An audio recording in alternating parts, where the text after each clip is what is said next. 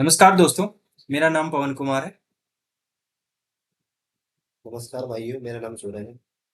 तो आज हम पॉडकास्ट की स्टार्टिंग करने वाले हैं, शुरुआत करने वाले हैं। तो शुरुआत में हम एक दूसरे के बारे में जानते हैं कि पॉडकास्ट में हम की लाइफ के बारे में जानेंगे कि हमारी लाइफ में क्या कुछ चल रहा है या फिर हमने ग्रेजुएशन या हमारी एजुकेशन जो फील्ड है उसमें क्या किया है।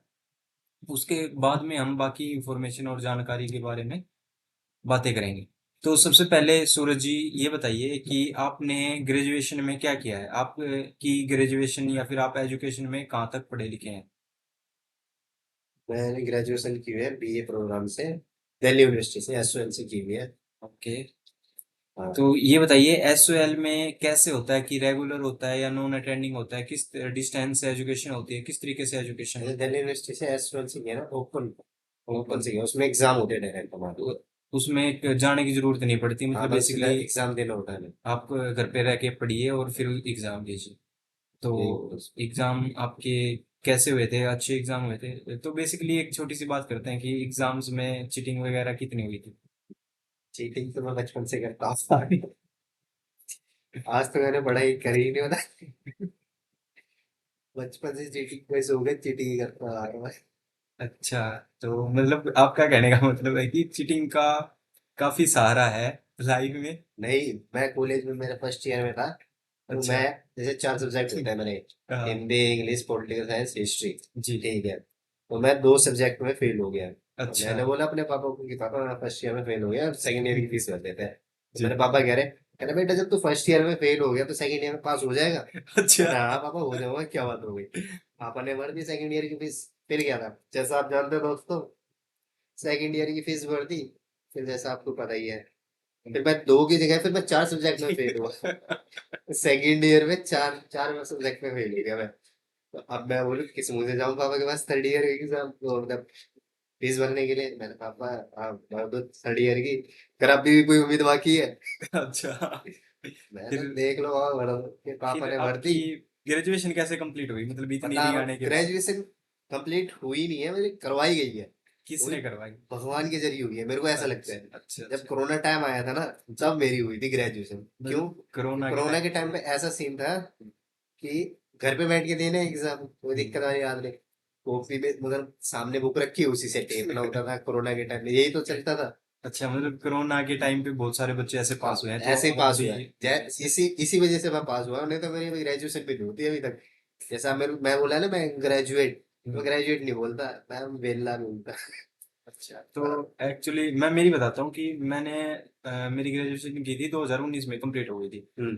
तो 2016 में मैंने एडमिशन लिया, एडमिशन लेके दिसंबर में एग्ज़ाम हुए और जनवरी में रिजल्ट आया। रिजल्ट में देखा कि फिजिक्स में कंपार्टमेंट मतलब री आ गई फिजिक्स में। हाँ। फिर री आ गई, सेकंड सेमेस्टर फिर आया, सेकंड सेमेस्टर में फिर से फिजिक्स में री आ गई। अच्छा।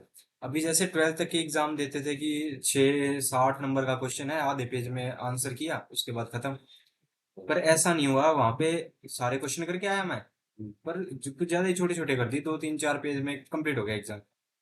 फिर एग्जाम का जब रिजल्ट आया तो 2-3-4 नंबर ही आए। अच्छा, मैं बताता हूँ, जैसे कि मेरी जब एक एग्जाम तो ऐसा हुआ था, हिस्ट्री का है, जहाँ तक मेरे को याद है। जी। उसमें एग्जाम मैंने नहीं लिखा, मेरी बहन ने लिखा, क्योंकि मेरी बहन की भी डी आ रखी थी। अच्छा। ठीक है, हम ऐसे ही है, बहन भाई सारे ऐसे ही है, पढ़े लिखे, सब फेल होते रहते हैं। तो मैंने अपनी बहन को बोला कि तू मेरा एग्जाम कर दे, हम्म।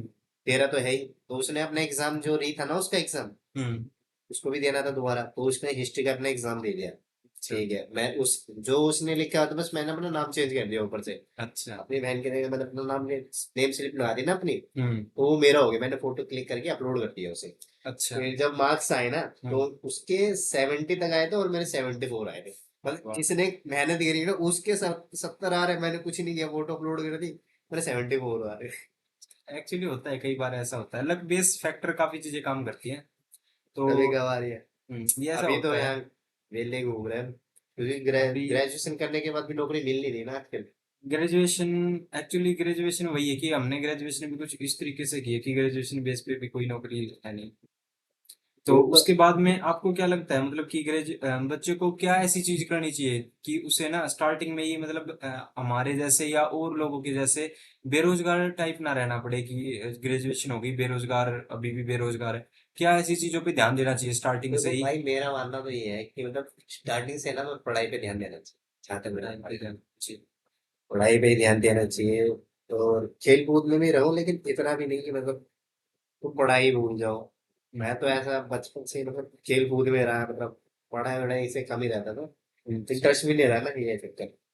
तो आपका मतलब क्या मानना है जो भी अभी 11th 12th के बच्चे हैं या फिर 9th 10th के बच्चे हैं उन्हें किस चीज पे मतलब ध्यान देना चाहिए कि आगे जाके जैसे आपको पता ही है कि गवर्नमेंट जॉब के लिए आजकल कितनी मतलब पोस्ट तो कुछ ही हैं पर उस पे एक पोस्ट पे 1 लाख से भी ज्यादा बंदे होते हैं जो उस पोस्ट के लिए तैयारी करते हैं या फिर उस पोस्ट के लिए फॉर्म भरते हैं। गवर्नमेंट जॉब की बात करी जाए तो गवर्नमेंट जॉब में तो देखो है ही कंपटीशन, हम्म। लेकिन प्राइवेट जॉब में भी जाओगे ना, उसमें भी कंपटीशन इतना टफ है ना, पूछो मत। कहीं भी चले जाओ, क्यों? आप। क्योंकि देखो पॉपुलेशन इतनी हो गई ना हम्म। आज के टाइम पे। तो पॉपुलेशन होने के बाद ना दिक्कत हाँ, हो जाती है ये चीज तो जॉब है मिल ही पाना। ज्यादा पॉपुलेशन क्योंकि में जॉब वगैरह की दिक्कत रहती है। हाँ, तो पहले ये बताइए हाँ, कि आपने ग्रेजुएशन के बाद में कोई इंटरव्यू दिया है जो प्राइवेट फील्ड में जो आपने इंटरव्यू दिया आपने फेस किया इंटरव्यू को? हाँ, मैंने एक बार ही गया था, मैंने फर्स्ट ईयर में था जब मैं, अच्छा। तो मैं ऐसे जॉब के लिए ट्राई करने गया। मैं खुद भी नहीं गया था, मेरा दोस्त कह रहा है कि चल मैं तेरे को नौकरी के लिए बोलता हूँ, आ जा वहाँ पे कर लियो। अच्छा। तो मैंने बोला नहीं नहीं यार, मेरा मन नहीं है, नहीं देखेंगे बाद में तुमको। तो कह रहा है नहीं नहीं चलो चलो। ठीक है, मैं चले गया उसके साथ। मुझे ले गया, उस टाइम में मेरे को इतनी नॉलेज नहीं थी, मैं ऐसे ही चले गया, मैं सही बताऊँ तो। लोअर टी शर्ट में चले गया, पर मैं झूठ क्यों बोलूं। अच्छा। लोअर टी शर्ट में चले गए। हम्म। तो वो आया, मतलब मैनेजर था वो। हम्म। उन्होंने बोला मेरे से हम्म। कि हाँ बोलिए। मैंने बोला सर मैं इंटरव्यू के लिए आया हूँ। कह हम्म। रहे इंटरव्यू के लिए आया हो, जॉगिंग करने आया हो, रनिंग करने आया हो? मैंने सर एक किया, उन्होंने मेरे को भगा दिया। कह अच्छा। रहा बेटा जा ना दोगे क्यों? अच्छा। कह रहा कपड़े कपड़े पहन गए। फिर मैं गया मंडे को, मंडे को गया मैं, तैयार यार होके थोड़ा रेडी वेडी हो गए। तो मैंने इंटरव्यू दिया, फिर उसके बाद सिलेक्शन हो गया था मेरे। अच्छा। अच्छा। इंटरव्यू में कुछ नहीं था खास, आप कितने ग्रेज मतलब कहाँ तक स्टडी करी है आपने, क्या आपको नॉलेज है, ये सब पूछा। और आपको मतलब कितना बेसिक बेसिक नॉलेज नॉलेज क्या है पूछ वो ली पूछा। आपसे। फिर पूछा उन्होंने, कंप्यूटर कंप्यूटर आता है? मैंने आता है, MS office, excel excel, typing speed. तो टाइपिंग स्पीड आई थी मेरी उस टाइम 35 40 में, 35 आई थी मेरी, 30 35। तो कह रहे 35 हाँ रख ठीक लो। है। फिर मैंने चालू कर दिया। स्टार्टिंग में मेरे को डर लगा कि यार मैं कैसे करूँगा, डाटा एंट्री में थोड़ा सा मेरा जी। फर्स्ट टाइम पहली मतलब जॉब थी ना मेरी। हम्म। तो मेरे को लगा क्या है यार, काम होगा पता नहीं मेरे को। हम्म। थोड़ा सा नर्वसपन होता है ना, कुछ हो ही रहा।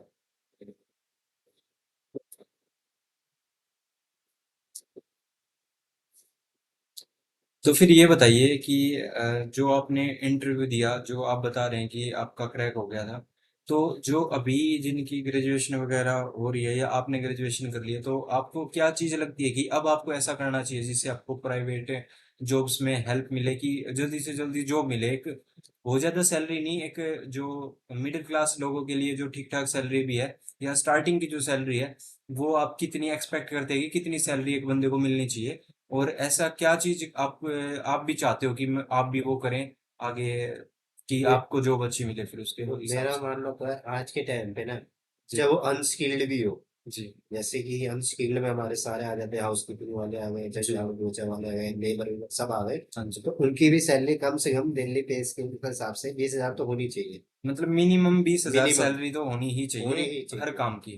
क्योंकि दिल्ली में यार गुजारा करना यार बहुत टफ हाँ जी। है आज के टाइम में तो, जी। क्योंकि महंगाई इतनी हो रही है।